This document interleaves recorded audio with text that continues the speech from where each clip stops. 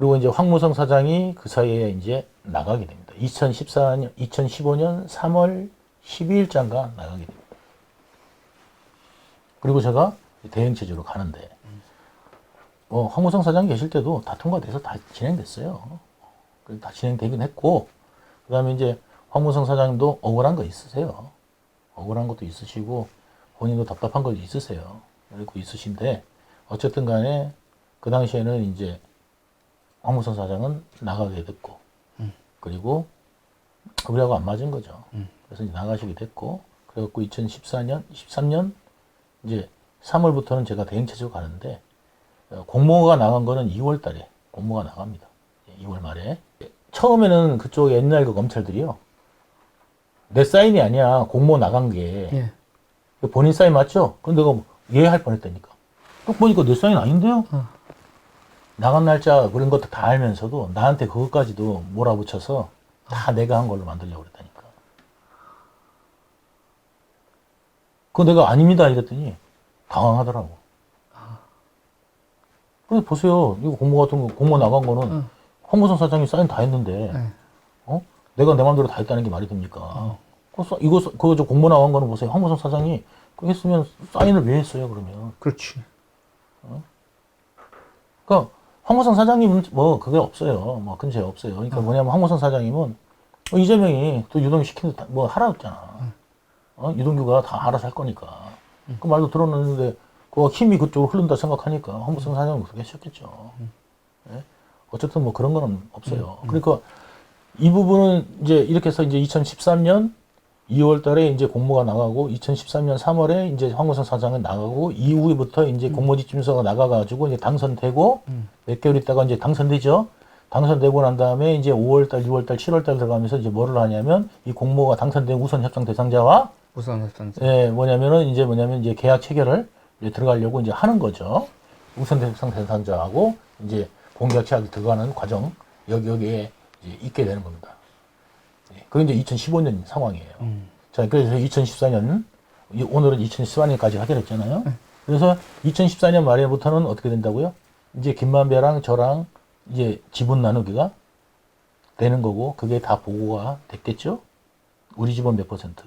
우리 집은. 확보한 우리 집은 몇 퍼센트다. 다 공개가 된 겁니다. 그거 안 됐으면 거기서부터 스톱이에요.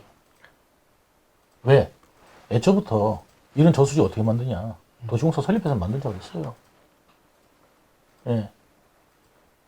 그렇잖아요. 그러면 옛날에 저기 다른 애들한테 돈을 왜 받아요? 나묵하고 예. 3억이며. 그리고 저기 그 선거자금 왔다 가고 다 하는데 그때부터 그러면 올바라졌다고? 이제부터 정의롭게 살아야 돼? 아니잖아요. 그거는 이미 다 보고가 된 거예요. 다 흘러서 가는 거예요, 결국은. 그렇지.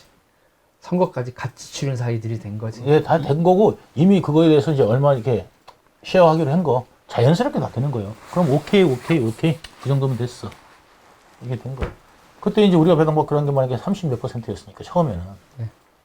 이래서 4천억 이상이었는데, 여기서 중요한 게 뭐냐면, 그럼 그 당시에 예측을 했느냐. 얼마 남을 거를. 우리가 이제 이게 수지 분석을 합니다. 그래가지고 이제 우리가 이제 뭐를 하냐면 수지 분석을 내요. 거기서 성남시에서 수지 분석한 것이 1,800억이 남는다. 로 나와요. 우리 쪽에서 분석한 게 1,200억인가 남는다. 요건 틀릴 수 있어요. 네. 그러니까 성남시하고 우리하고 있는데 한 군데는 1,200억, 한 군데는 1,800억이 남았어요. 네. 용역회사에서. 네. 두 군데 용역을 했는데. 용역을 했는데. 네. 자, 요 정도 나온대. 자, 그런데 나는 어떻게 알고 1,200억, 1,800억밖에 안 남았잖아. 네. 그런데 내가 1,800억짜리 임대주택 부지를 받아올 수 있었겠어. 그죠? 네. 그거를 공모지침서 넣을 수 있었겠어. 추가로. 김만배하고 쇼당을 쳤다니까. 근데 왜 쳤느냐? 정영학이 내가 얼마 남냐? 물어봤더니 4천억에서 5천억 남다고 그런 거야. 정형학의 계산이 가장 정확하다고 믿은 거네. 그럴 수밖에 없죠. 자, 그러면 본인들이 그것도 그러면 그 정도로 많이 남아요? 내가 물어봤더니 미니멈으로 잡은 겁니다.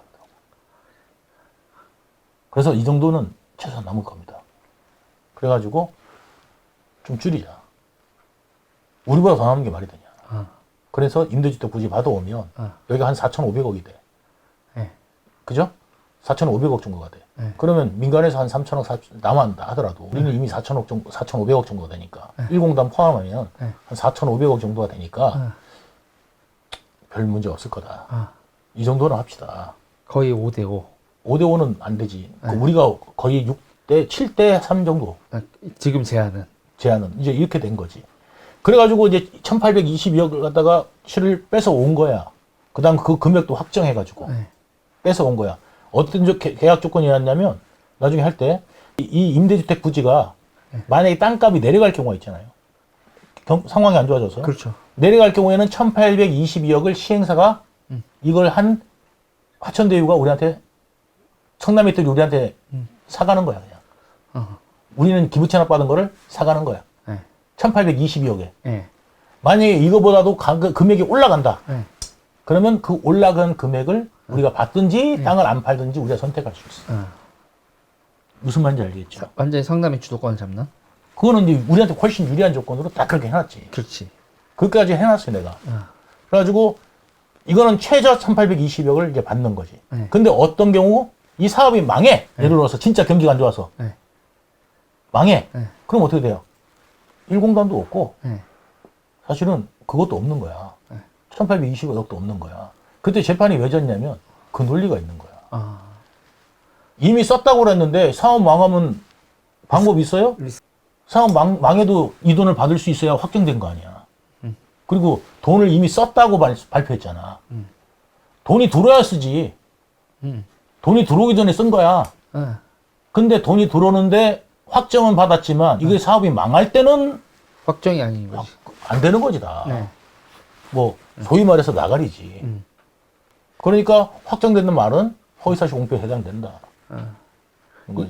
그거를 이제 뭐냐면 2심에서는 이제 그게 무죄해가지고 졌던 거지.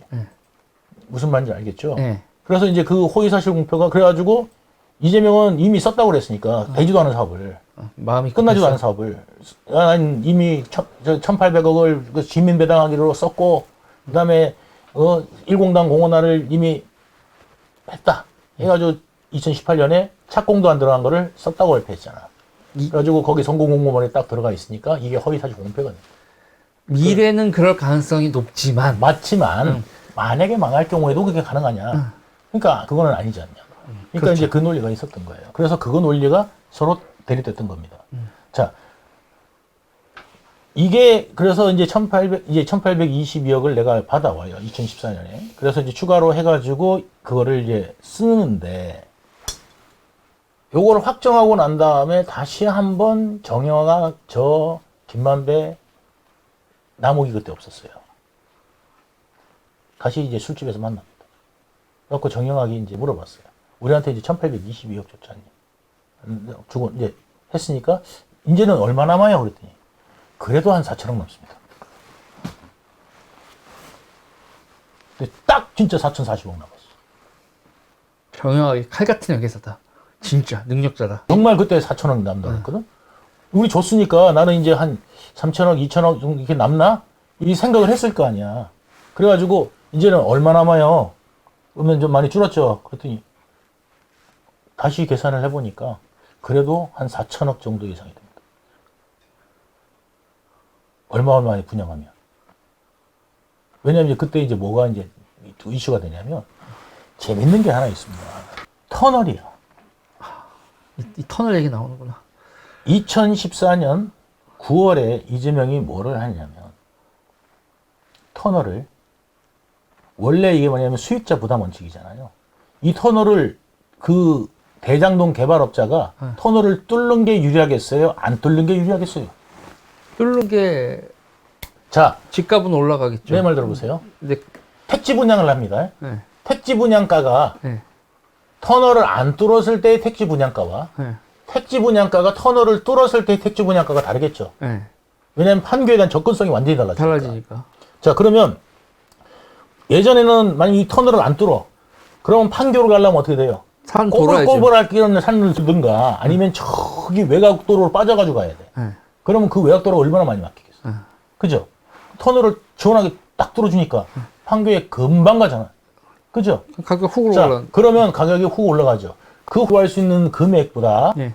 터널 비용, 만드는 비용이 클 경우, 터널 만드는 비용이 예를 들어서 1,000억인데, 예. 터널을 뚫어서 이득 보는 게 700억이야. 예. 그러면 터널 안 뚫는 게 낫죠. 그렇죠. 근데 터널을 뚫었을 때, 터널 비용이 1,000억인데, 예를 들어서, 예.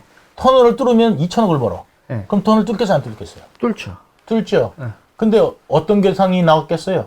터널 뚫는 게 더 적자는 이득이다. 이득이다. 당연히. 당연히 이득인 거예요. 아니, 땅값이 확 올라가요. 그러니까 뭐냐면 이제 분양가가 확 올라간단 말이에요.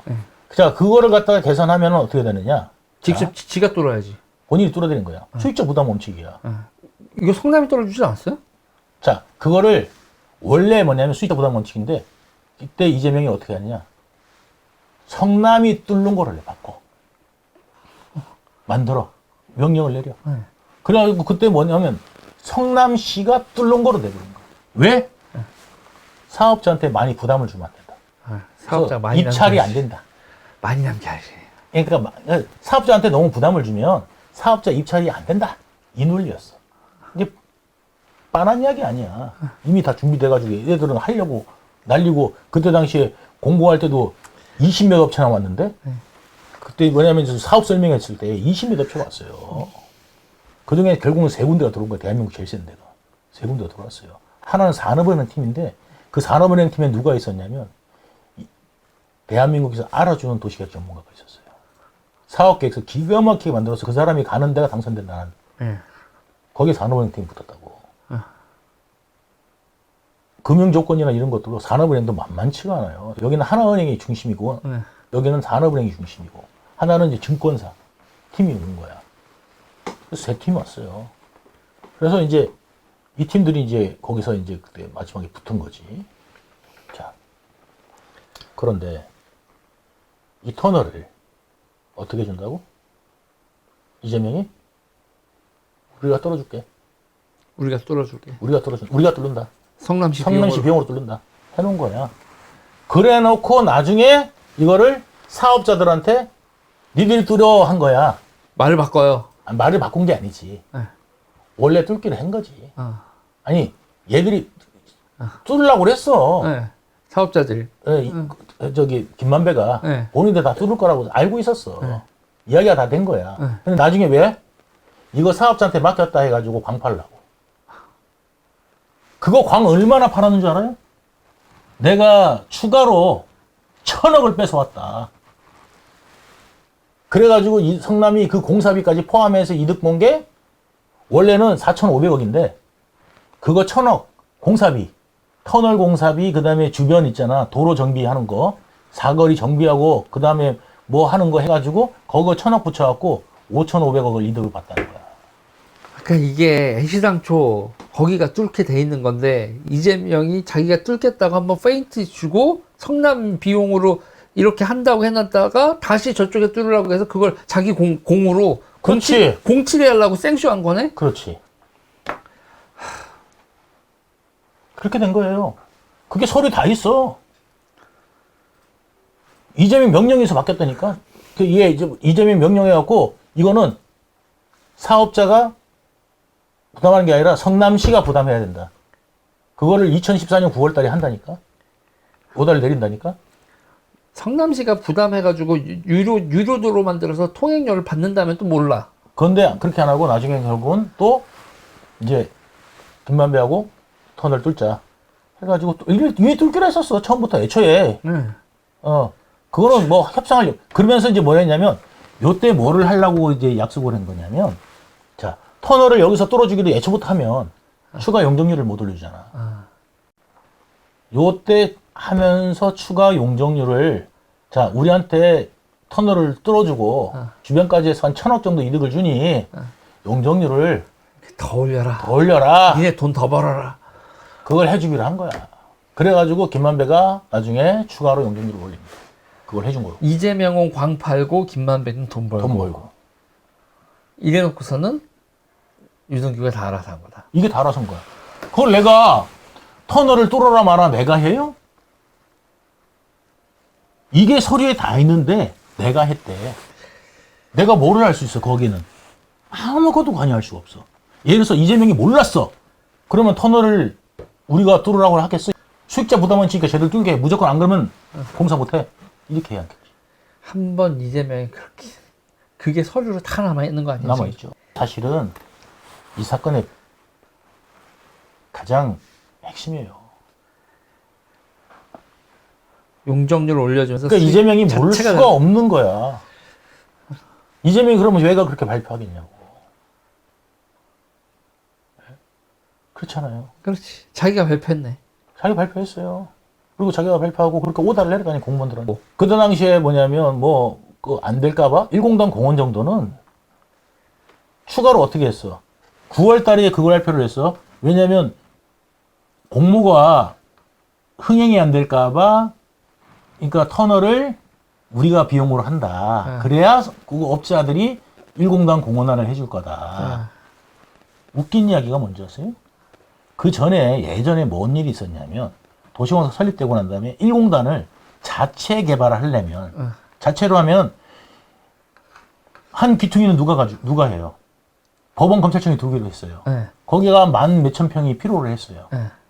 원래 1공단 공원안을 하려고 그러면 실질적으로 전체를 다 했어야지. 이미 너무 비싸거든? 김만배가 난색을 표한 거야.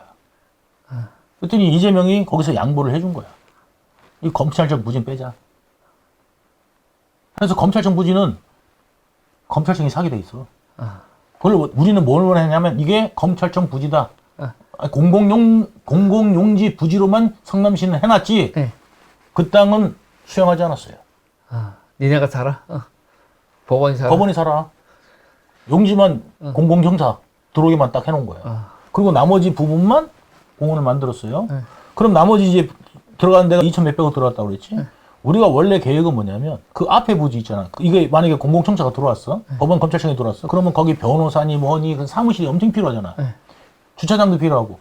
거기다 우리가 그거를 시설을 지어갖고 분양을 해서 이득을 보면서 일부 또 분양하면서 거기서 이득 본 걸로 나머지 땅을 사가지고 원래 하려고 그랬거든. 그래서 녹취록에 보면은 우리는 1,500억이면 돼, 1,000억이면 돼, 1,500억이면 돼. 그거 우리한테 줄 수 있냐. 처음에는 걔들하고 그렇게 했던 거라고요. 그게 그 말이 거기서 나오는 거예요. 다시 이제 돌아와가지고 자 터널 비용 있죠. 차라리 그냥 얘들하고 관계없이 우리는 그 1,000억 가지고 성남시가 거기 터널 뚫지 말고 그 1,000억 비용 가지고 차라리 그 1공단 그냥 우리가 해도 돼. 그치. 분양사업 하면서. 예. 근데 그걸 갖다가 사업성을 높여준다고 1공단 공원화를 만들기 위해 부담이 많이 되니까 이 사업자가 안 들어올 수 있으니까 사업자가 안 들어오면 왜 궤커가 안 들어와. 불과 2, 3개월 있다가 사업자 공고를 했는데 군데가 저기 보러 왔다가 그 중에서 뭐냐면 제일 센데 3군데가 들어왔는데. 그렇잖아요? 그치. 터널 비용 애초에 할 필요가 없었지.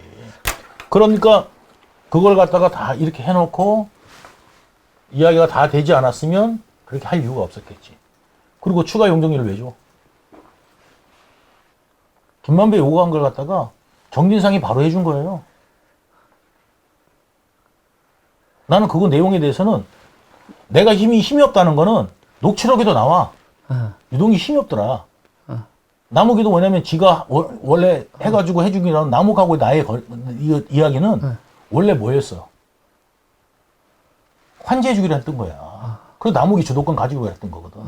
근데 그 환지해주기는 약속을 못 지켰어. 그러니까 유동기 힘 없다고 녹취록이 다 나와. 그리고 수용해버렸네. 예, 그리고 난 다음에 수용된 거야. 그러니까 나는 내가 못 해준 거야. 환지를 못 해준 거네. 환지 못 해준 거지. 나는 내가 이제 거기서 9월달 완전히 드럼이 돼버린 거야. 그랬는데 유동규가 알아서 다 했다. 유동규가 알아서 다 했으면 환지했네. 다 했어요.